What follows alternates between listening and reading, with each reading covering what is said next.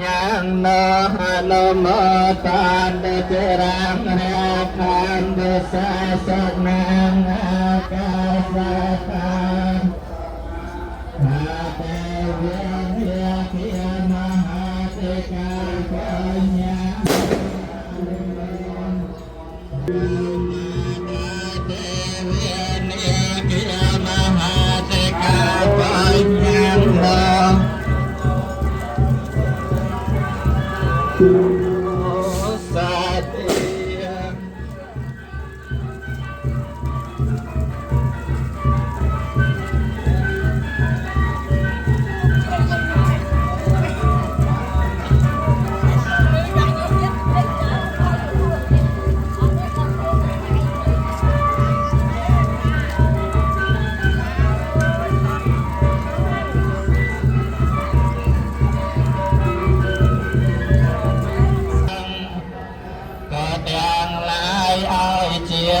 chân ngay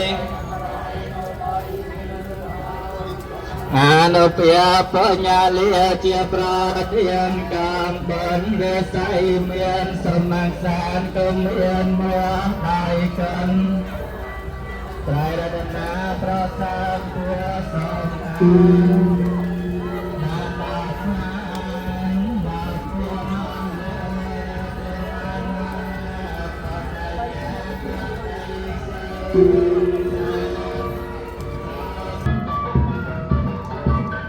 Thank you.